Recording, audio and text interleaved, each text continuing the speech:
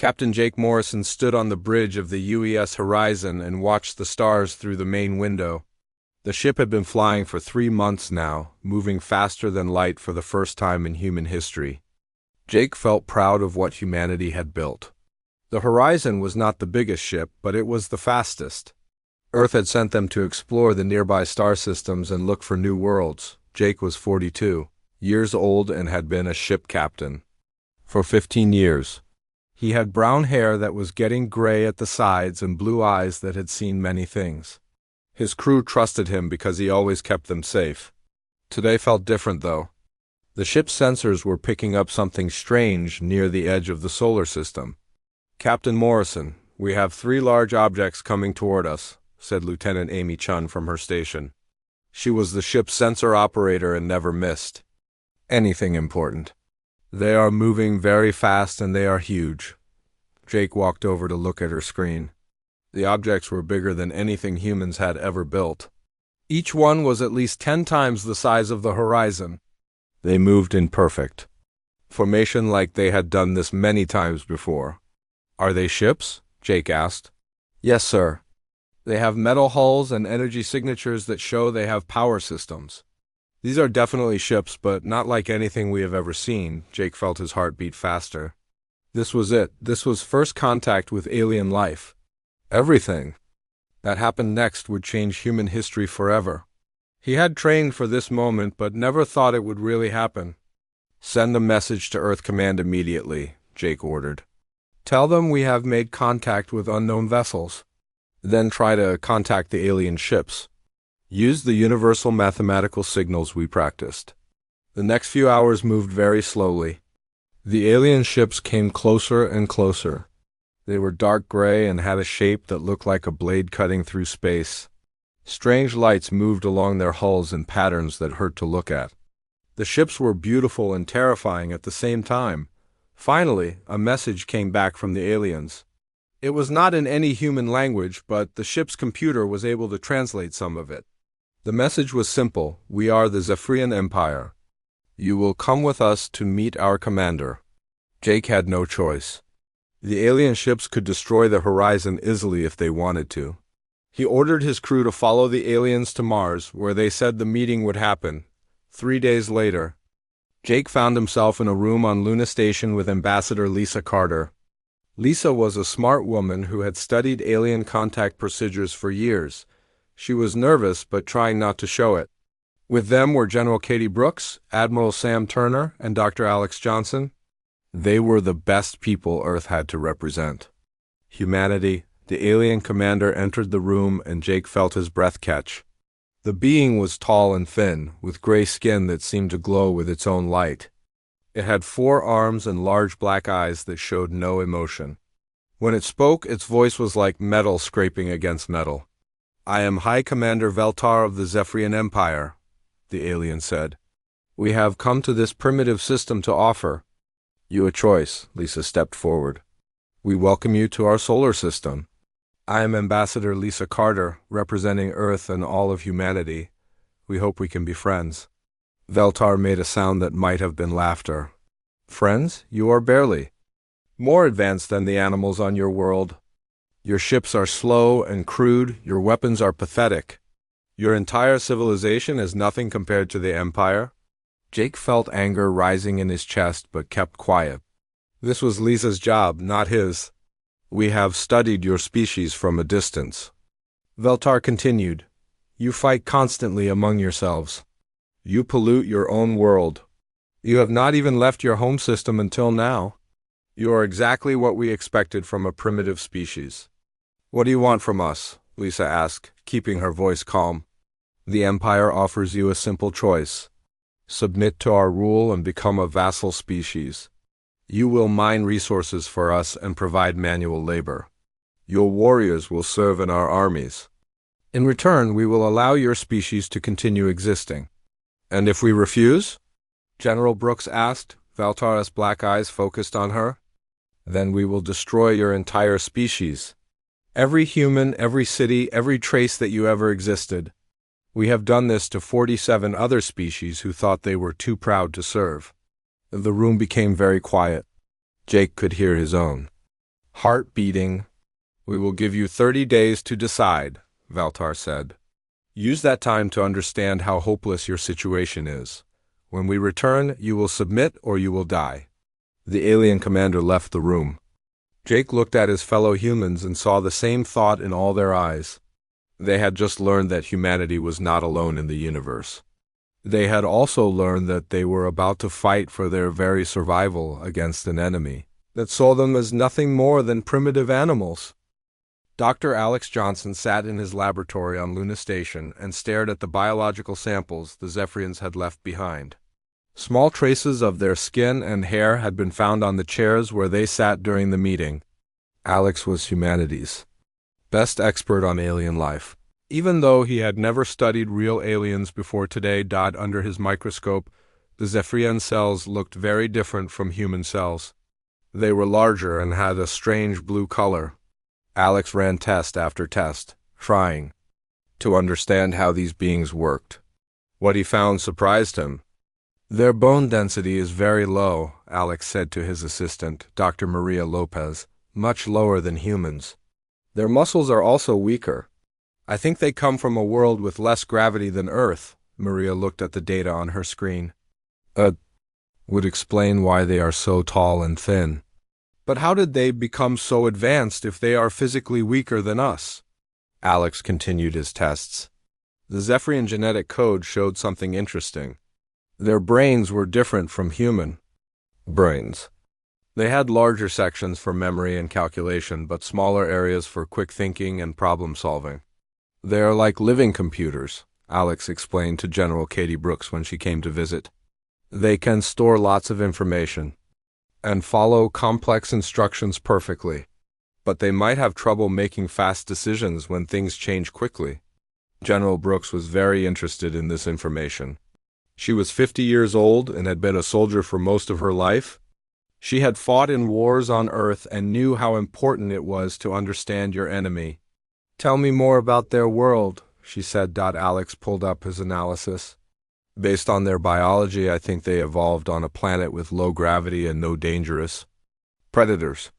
They probably developed their intelligence by working together in large groups. They never had to fight for survival like humans did. Meanwhile, Admiral Sam Turner was studying the recordings of the Zephyrian ships. He sat in the command center with his best officers, watching the alien vessels move through space. Sam was a tall man with gray hair and sharp green eyes. He had been in the Space Navy for 25 years and had never seen anything like these ships. Look at how they fly, Sam said to Colonel Ben Hayes, who was sitting next to him. They move in perfect formation. Every ship does exactly the same thing at exactly the same time. Ben nodded. He was a combat pilot and understood space fighting better than most people. They fly like they are following a computer program. Number. Creativity? No surprises? That could be a weakness, Sam said. Human pilots learn to think fast and change tactics when they need to. These aliens might not be able to do that. The recordings showed the Zephyrian ships using their weapons during a practice exercise. Their energy beams were incredibly powerful and could destroy a human ship with one hit. Their shields were also very strong and could stop most human weapons. We cannot match their technology, Sam admitted. But maybe we do not need to. Colonel Rickstone joined the meeting. He was a special forces officer who had spent years fighting in difficult situations with limited resources. Rick was short and muscular, with scars on his hands from many battles. I've been thinking about what the alien commander said, Rick told them. He called us primitive because we still fight wars and compete with each other. He thinks that makes us weak, but you think it makes us strong? Sam asked. Rick smiled. Every human soldier has studied thousands of years of warfare. We know about ancient battles with swords and modern fights with lasers. We have learned from every conflict. In human history, these aliens probably never had to fight anyone before. General Brooks arrived with Alex's report about Zephyrian biology. She shared what they had learned about the aliens' physical weaknesses and mental patterns. So they are stronger than us in technology but weaker in everything else, Ben said. That is right, Alex confirmed. They think in predictable ways because they evolved to work together peacefully. Humans evolved to survive in a dangerous world where we had to fight other humans, wild animals, and natural disasters. Sam looked at the star charts on the wall. They gave us 30 days to surrender. They think we will use that time to realize how hopeless our situation is. Instead, we will use it to prepare, General Brooks said. We cannot build better ships or weapons in 30 days, but we can plan how to use what we have. Rick stood up and walked to the window. Outside, he could see Earth in the distance, blue and beautiful. They called us primitive because we still fight wars. They forgot that fighting wars is how we learn to win them. The meeting continued for hours.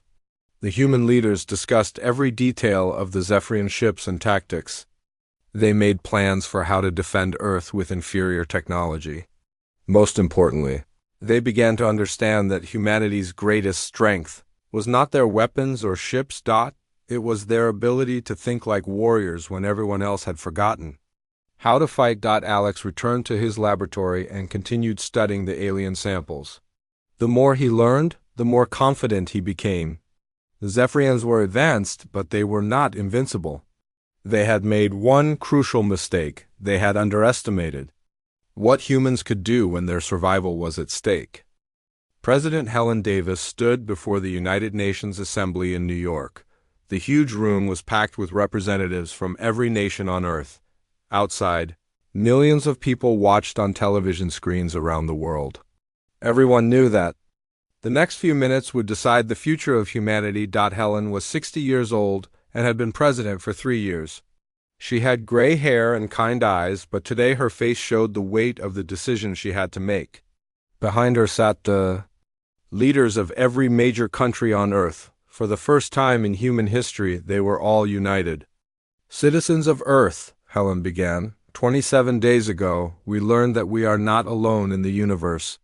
We also learned that aliens called the Zephyrians want us to become their slaves or they will destroy us all. The room was completely silent. Every person was listening to her words. They think we are primitive animals who cannot fight back. They expect us to surrender because their technology is better than ours. They have given us 3 more days to make our choice. Helen paused and looked around the room. She could see determination in every face.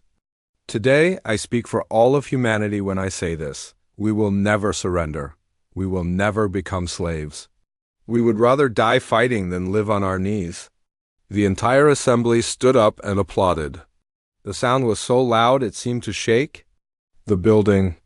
Around the world, people cheered and cried at the same time.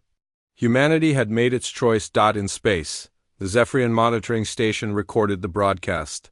Commander Veltar watched the human president's speech with confusion. His large black eyes showed no emotion, but inside he was puzzled. The humans refused to submit, he reported to his superiors. They choose to fight even though they cannot win. The response from the Zephyrian homeworld was immediate. This is illogical behavior. Scan their planet again. They must have hidden weapons we have not detected. Veltar ordered his ships to scan Earth more carefully. They found nothing. Human technology was exactly as primitive as they had thought. The humans had fusion rockets, chemical weapons, and simple energy shields. Nothing that could threaten a Zephyrian warship. Perhaps they are too stupid to understand their situation, Veltar concluded. When we begin the attack, they will surrender quickly. Back on Earth, Colonel Ben Hayes was working 20 hours a day to prepare humanity's defenses. He had been put in charge of converting civilian ships into weapons of war. The job seemed impossible, but Ben had learned never to give up. We have 3,000 mining ships in the asteroid belt, he told his engineering team. Each one has powerful engines and strong hull armor. We can mount missile launchers on them. Dr. Maria Lopez was leading a team of scientists who were working on new weapons. We cannot match their energy shields, she explained to Ben, but we can build kinetic weapons that hit with pure force. If we fire enough of them, some will get through. The plan was taking shape. Human engineers were welding missile pods onto cargo ships. Mining vessels were being loaded with explosive charges. Even luxury passenger ships were being converted. Into troop transports, Commander Rick Stone was training volunteers for the most dangerous mission of all. These brave men and women would pilot small fighter craft in suicide attacks against the alien ships. Rick knew that many of them would not survive, but they all volunteered anyway. "Remember," Rick told his pilots, "we are not trying to win a fair fight. We are trying to survive. Use every dirty trick you can think of, hide behind asteroids, attack from multiple directions. Make them confused and scared." Captain Tony Garcia was one of the volunteer pilots. He was 35 years old and had 3 children back on Earth. "My kids deserve to grow up free," he told Rick. "I will do whatever it takes to make sure they get that chance." Meanwhile, Admiral Sam Turner was coordinating the defense of Earth itself. Every orbital station was being armed with weapons. The moon was being turned into a fortress. Even the space elevators were being rigged with explosives in case the aliens tried to use them. "They expect us to fight like they do," Sam explained to his officers. "They think we will line up our ships and have a proper battle. Instead, we are going to hit them from everywhere at once." The most important part of the plan was being developed by Dr. Alex Johnson. He had discovered that Zephian biology made them vulnerable to certain types of attacks. Their low bone density meant they could be injured by weapons that would barely hurt a human. "If we can get close enough for hand-to-hand combat, we have a real advantage," Alex reported. "Their bodies are not built for fighting." As the deadline approached, every human on Earth was preparing for war. Factory workers were building ammunition. Farmers were stockpiling food. Children were learning to hide in underground shelters. Everyone knew their role in the coming battle. On the last day, President Helen Davis broadcast one final message to the world. "Tomorrow, the aliens will come expecting to find scared animals ready to surrender. Instead, they will find humans, ready to fight for their freedom."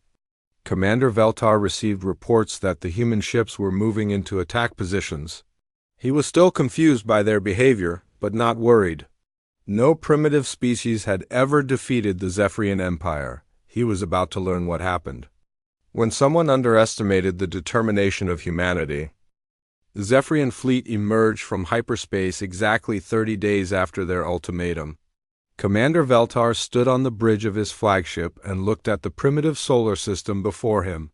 He expected to see human ships lined up in surrender formation, ready to accept their fate as slaves. Instead, his sensors showed something that made no sense. The asteroid belt was full of human ships, but they were not in any formation he recognized. They were scattered randomly among the rocks like they were hiding. This was not how civilized species fought wars. "Send the surrender demand," Veltar ordered his communications officer. "Tell the humans they have 1 hour to power down their weapons and prepare for boarding." The response came back in less than a minute. It was a simple message from Admiral Sam Turner. "Come and take us." Veltar felt something he had never experienced before. The humans were not behaving according to any logical pattern. Every other species had surrendered immediately when faced with the Empire's superior technology. These creatures seemed to want to fight. "Begin the attack," he commanded. "Target their largest ships first. A show of force will make them see reason." The Zephyrian dreadnoughts moved forward in perfect formation. Their energy weapons charged up, ready to destroy the human fleet with a few precise shots. But as they approached the asteroid belt, something unexpected happened. Captain Tony Garcia was hiding behind a large asteroid in his modified mining ship. He watched the alien vessels come closer and felt his heart pounding. He had never been in a real space battle before, but he knew what he had to do. "All units, this is Garcia," he whispered into his radio. "Wait for my signal." The Zephyrian ships passed the first line of asteroids. Their sensors were focused on the larger human vessels in the distance. They did not notice the hundreds of small ships hidden among the rocks. "Now!" Garcia shouted. Suddenly, the asteroid belt exploded with activity. Human ships emerged from behind every rock, firing missiles and kinetic weapons at the alien fleet. The attack came from all directions at once, confusing the Zephyrian targeting systems. Commander Susan Wright piloted her cargo ship directly at a Zephyrian cruiser. Her ship was loaded with explosive charges, and she had no intention of turning away. The aliens' energy beams hit her shields, but she kept flying. Straight at them, for humanity. She yelled as her ship crashed into the alien vessel. The explosion destroyed both ships, but it also created a gap in the Zephyrian formation. Veltar watched in horror as his perfectly organized fleet was being torn apart by what looked like chaos. Human ships were attacking from impossible angles, using tactics that made no sense. Some of them were ramming his vessels like ancient warriors with swords. "These creatures are insane," he told his tactical officer. "They are throwing their lives away for nothing." But the human attacks were not random. Colonel Ben Hayes was coordinating the assault from his command ship, using strategies that had been developed over thousands of years of human warfare. Each attack was designed to create confusion and break up the alien formation. "Hit them from the left while they are focused on the right," Ben ordered. "Make them think we are everywhere at once." The Zephyrian shields were strong, but they were not designed to handle attacks from multiple directions simultaneously. Human missiles that would have been stopped easily in a normal battle were getting through because the aliens could not track all of them. Lieutenant Commander Paul Martinez was leading a team of Marines on a desperate mission. His small assault ship had managed to get close to a damaged Zephyrian cruiser. While the aliens were distracted by the larger battle, Paul's team cut through the hull and entered the enemy ship. The Zephyrian crew was completely unprepared for hand-to-hand combat. They had never faced an enemy that would board their ships and fight with knives and guns in the corridors. Paul's Marines moved through the ship like hunters, using their superior physical strength and combat training. Their bones break easily.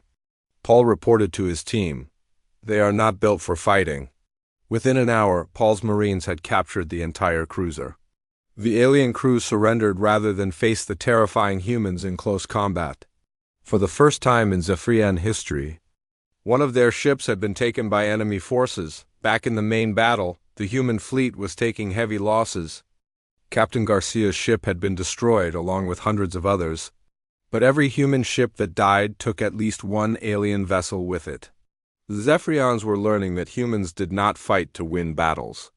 They fought to make their enemies pay a price for victory. Dr. Nancy Blake was working frantically in her laboratory on Earth. She had discovered something important about the Zephyrian shields.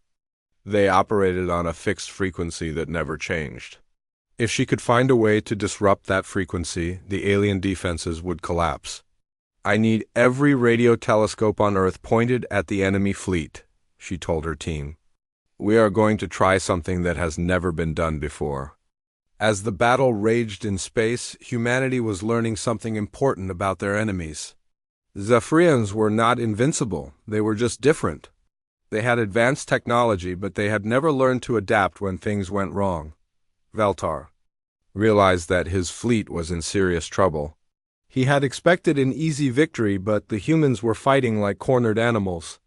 They were using tactics he had never seen before, and his crews did not know how to respond. For the first time in his life, the Zephyrian commander began to understand what the humans had known all along. Sometimes being primitive meant being unpredictable, and unpredictable enemies were the most dangerous kind of all.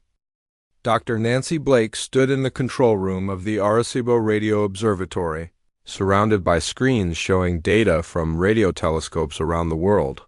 She had been working for 18 hours straight, trying to crack the secret of the Zephyrian shields. Her eyes were red from exhaustion, but she refused to give up. "The frequency is stable at 2.7 gigahertz, she told her assistant, Dr. Carl Thompson. "It never changes, even when they take damage. Their shields are like a wall that only blocks certain types of attacks." Carl looked at the readings from the battle in space. "So if we can broadcast on that same frequency, we might be able to disrupt their shields." "Exactly," Nancy said. "But we need massive power to reach them from Earth, more power than any single radio telescope can provide." The solution came from an unexpected source. Every radio telescope on Earth, from the biggest dishes to the smallest university receivers, was connected to Nancy's computer system. When they all broadcast at the same time, they created a beam of radio energy more powerful than anything ever built.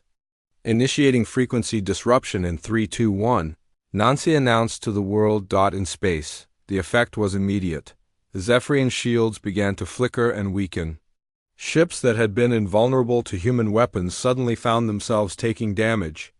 Commander Veltar watched in disbelief as his fleet's greatest advantage disappeared. "How is this possible?" he demanded. "Our shields are based on technology these primitives cannot understand." Captain Derek Ross saw the opportunity immediately.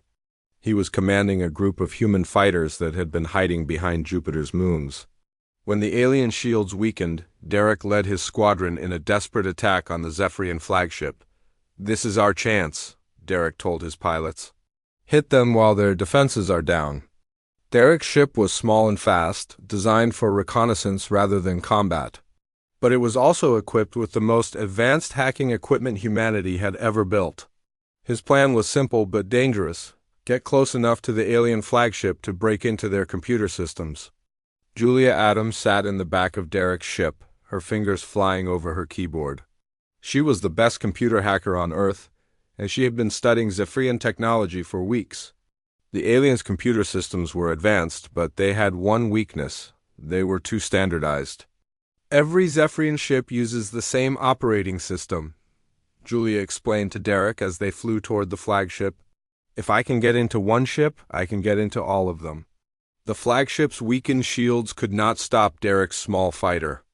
He flew directly into the ship's docking bay, surprising the alien crew.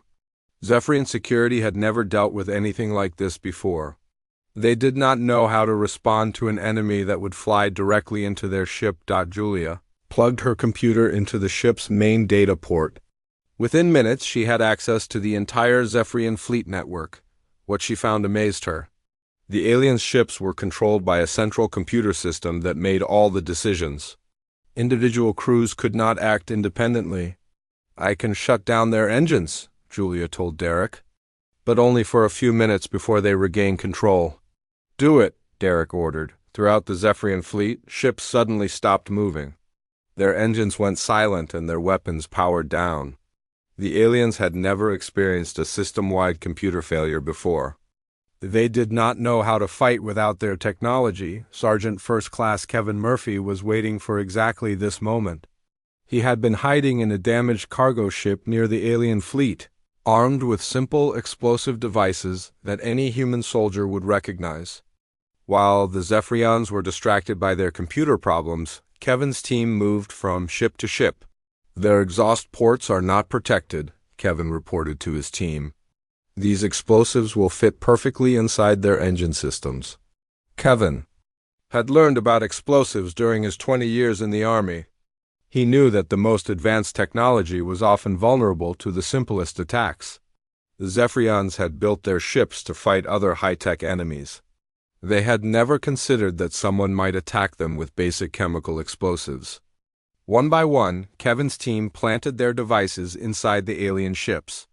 The Zephyrians were so focused on fixing their computer systems that they did not notice the human saboteurs moving through their fleet. "All charges are in place," Kevin announced. "Detonating in 30 seconds. The explosions were not large, but they were perfectly placed. Each device destroyed a critical engine component, leaving the alien ships unable to move or fight effectively. Within minutes, half the Zephyrian fleet was drifting helplessly in space. Commander Veltar found himself trapped on his flagship with human soldiers, controlling his computer systems and his engines destroyed. For the first time in his life, he was experiencing defeat. The emotion was completely foreign to him. "This is impossible," he kept repeating. "We are the superior species. We have the better technology." But Derek Ross was standing in Veltar's command center now, along with Julia Adams and a squad of human Marines. The alien commander looked at them with his large black eyes, trying to understand how this had happened. "You called us primitive," Derek said. "But you forgot something important. Primitive does not mean weak. It means we learned to fight without fancy technology." Julia was still working on the alien computer systems. "I have access to their entire fleet now," she reported. Their ships cannot move or fight without permission from this central computer. The tide of the battle had turned completely. The Zephyrian fleet that had seemed invincible just hours before was now helpless. Their advanced technology had become their weakness because they had never learned to function without it. Meanwhile, the human fleet was regrouping for the final assault. Admiral Sam Turner broadcast a message to all human ships. The enemy is defeated but not destroyed. We will give them one chance to surrender. Veltar realized that his empire's first military defeat was complete. The primitive humans had used their oldest and most basic skills to defeat the most advanced fleet in the galaxy. They had proven that sometimes the simplest solutions were the most effective ones. The final battle began when Sub-Commander Kresh took control of what remained of the Zephyrian fleet. Veltar had been captured, and half the alien ships were disabled, but Kresh refused to surrender. He was younger than Veltar and had never accepted defeat in his life. "We will destroy their home world," Kresh announced to his remaining ships. "If we cannot rule them, we will make sure they never threaten the Empire again." The surviving Zephyrian vessels, about 30 ships out of the original 100, began moving toward Earth. Their weapons were still functional, and Kresh believed he could complete the mission by destroying humanity's planet. Admiral Sam Turner watched the alien ships approach from his command center on Luna Station. He had expected this final desperate attack. The Zephyrians were too proud to admit defeat, even when their situation was hopeless. "All defensive platforms prepare for battle," Sam ordered. "This is what we have been preparing for." Earth's orbital defenses had been built during the 30 days of preparation. Every space station had been armed with weapons. The moon had been turned into a fortress. Most importantly, every human civilian had been trained to fight, Colonel Amy Foster commanded. The orbital defense platforms around Earth. She was a small woman with short black hair and determined brown eyes. Amy had spent 15 years designing defensive systems, and now she would find out if they worked. "Enemy ships entering range in 10 minutes, Amy announced to her crews. "Remember, they have to get close to use their weapons effectively. We will make them pay for every kilometer." The Zephyrian ships began their final assault on Earth, but as they approached, they discovered that humanity had one more surprise waiting for them. The planet was surrounded by thousands of small defensive platforms, each one armed with kinetic weapons and piloted by human volunteers. The aliens had expected to fight military ships and space stations. They had not expected to face an entire planet full of warriors. Every human who could pilot a spacecraft had volunteered to defend their homeworld. Farmers, teachers, factory workers, and students all flew into battle alongside professional soldiers. Commander Kresh watched in amazement as wave after wave of human fighters attacked his ships. These were not trained military pilots. They were ordinary people who had learned to fly in just a few weeks. But they fought with a determination that he had never seen before. "There are too many of them," his tactical officer reported. 4. "Every ship we destroy, 5 more take its place." The human fighters were not trying to win a traditional space battle. They were using the same tactics that had worked in the asteroid belt. Small ships attacked from multiple directions, making it impossible for the aliens to target them all. Captain Lisa Park was flying a converted passenger shuttle armed with mining charges. She had been a commercial pilot before the war, flying tourists to vacation destinations. Now she was diving toward a Zephyrian cruiser, ready to ram it if necessary. "My children are on that planet," Lisa said to herself as she flew through enemy fire. "I will not let these aliens hurt them." Lisa's shuttle was hit by an energy beam and began to spin out of control, but she managed to fire her mining charges before her ship was destroyed. The explosives hit the alien cruiser's hull and caused serious damage. The battle was fierce and costly. Hundreds of human ships were destroyed, and thousands of brave pilots died defending their world. But for every human ship lost, the aliens lost one of their few remaining vessels down on Earth's surface. President Helen Davis watched the battle from the Emergency Command Center in Washington. She could see the explosions in space through the reinforced windows. Each flash of light represented someone's son or daughter giving their life for humanity's freedom. "How many more ships do they have?" Helen asked General Katie Brooks. "Their fleet is down to less than 10 ships," Katie replied, "but our losses are also heavy. We have lost over half our defensive platforms." The turning point came when Crush's flagship was surrounded by human fighters. The alien commander realized that his mission had failed. He could destroy a few more human ships, but he could not conquer Earth. The planet was defended by an entire species that refused to give up. Admiral Sam Turner sent a final message to the Zephyrian fleet. "You have fought bravely, but this war is over. Surrender now and we will treat you with honor." Kresh looked around his damaged bridge. His crew was injured and exhausted. His ships were outnumbered 100-1. For the first time, he understood what Veltar had failed to see. These humans were not primitive animals. They were warriors who had been fighting for survival since their species began. "I surrender," Kresh announced. The Zephyrian Empire admits defeat. The news of humanity's victory spread across the galaxy faster than light. For the first time in history, the mighty Zephyrian Empire had been defeated by a species they had considered primitive.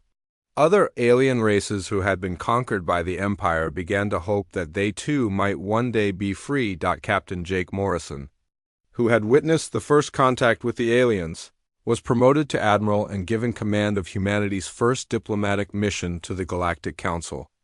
As his ship prepared to leave for the alien capital world, Jake thought about how much had changed in just a few months. The Zephyrians had called humans primitive because they still fought wars and used simple weapons. They had expected humanity to surrender when faced with superior technology. But they had made a crucial mistake. They had forgotten that being primitive meant being adaptable, creative, and willing to do whatever it took to survive. Dr. Alex Johnson wrote the final report on the war for the galactic scientific community. His conclusion was simple. The Zephyrians advanced through technology, humans advanced through adversity.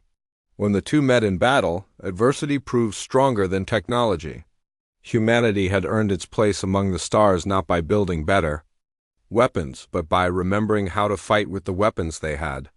They had proven that sometimes the most primitive solution was also the most effective one.